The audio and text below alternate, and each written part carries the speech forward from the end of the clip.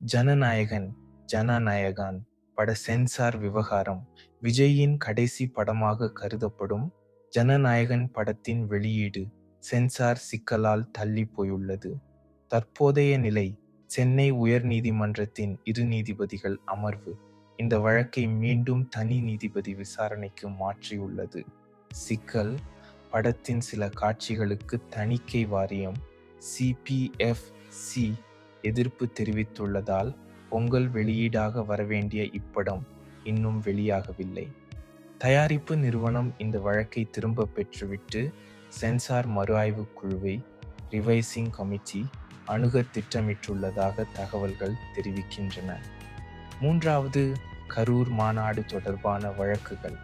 கடந்த 2025 செப்டம்பரில் நடந்த தவேக டிவிகே மாநாட்டின் போது ஏற்பட்ட நெரிசல் மற்றும் உயிரிழப்புகள் தொடர்பாக வழக்குகள் நிலுவையில் உள்ளன.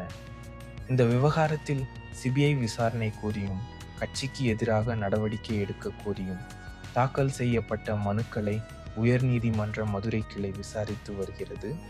சென்னை உயர்நீதிமன்றம் நடிகர் அரசியல்வாதி விஜய்க்கு விதிக்கப்பட்ட ரூபாய் 1.50 கோடி வருமான வரி அபராதம் செல்லும் என்று தீர்ப்பளித்தது தமிழ்நாடு அரசியலில் பெரும் பேசுபொருளாக மாறியுள்ளது.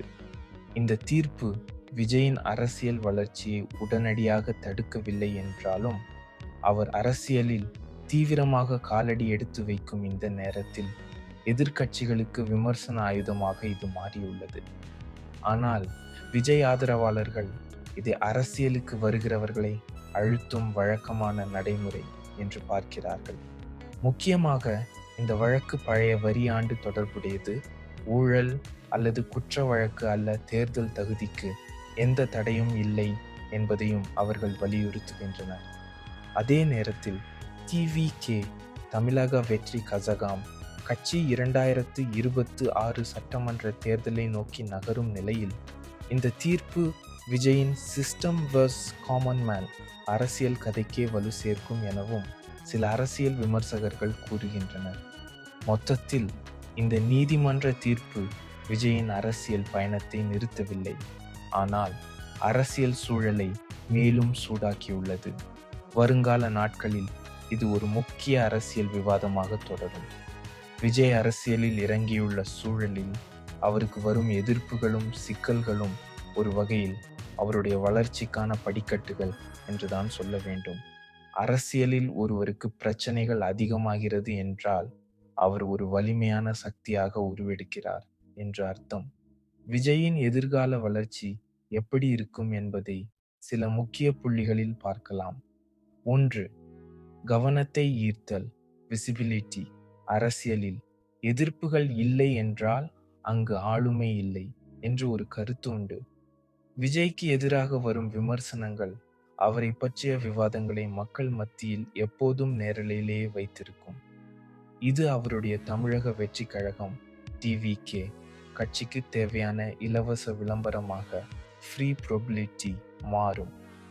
2. இளைஞர்களின் ஆதரவு. விஜயின் பலமே இளைஞர்களும் முதல் முறை வாக்காளர்களும் தான். அவர் மீது வைக்கப்படும் தனிப்பட்ட விமர்சனங்கள் அல்லது அரசியல் அழுத்தங்கள் அவருடைய ரசிகர்களை இன்னும் தீவிரமாக செயல்பட தூண்டும். இது ஒரு இமோஷனல் கனெக்டை உருவாக்கி தொண்டர் பலத்தை அதிகரிக்கும். 3வது சவால்களும் முதிர்ச்சியும். திரைத்துறையில் பல தடைகளை தாண்டி வந்தவர் என்பதால் அரசியல் ரீதியான நெருக்கடிகளை அவர் எப்படி கையாள்கிறார் என்பதை பொறுத்தே அவருடைய வளர்ச்சி அமையும். நிதானமான அணுகுமுறை. விமர்சனங்களுக்கு பதற்றப்படாமல் அவர் காட்டும் நிதானம் அவருக்கு ஒரு முதிர்ச்சியுள்ள தலைவர் என்ற பிம்பத்தை கொடுக்கும். கொள்கை தெளிவு. வெறும் எதிர்ப்பு அரசியலை மட்டும் செய்யாமல் மக்களுக்கான திட்டங்களை அவர் முன்வைக்கும் போது அவருடைய வளர்ச்சி நிலையானதாக இருக்கும். 4வது வாக்கு வங்கி மாற்றம். விஜயின் வளர்ச்சி என்பது தமிழகத்தின் தற்போதைய பெரிய கட்சிகளின் வாக்கு வங்கியில் ஒரு மாற்றத்தை ஏற்படுத்தும். குறிப்பாக ஆளுங்கட்சி மற்றும் எதிர்க்கட்சி மீது அதிருப்தியில் இருக்கும் நடுநிலை வாக்காளர்களை தன் பக்கம் இழுக்க இந்த சிக்கல்கள் அவருக்கு உதவும். சுருக்கமாகச் சொன்னால், விஜய்க்கு வரும் முட்டுக்கட்டைகள் அவரை வீழ்த்துவதை விட, அவரை ஒரு சீரியஸான அரசியல்வாதியாக மக்கள் மத்தியில் நிலைநிறுத்தவே உதவும். 2026 சட்டமன்ற தேர்தல்தான் அவருடைய உண்மையான அரசியல் பலத்தை தீர்மானிக்கும் களமாக இருக்கும்.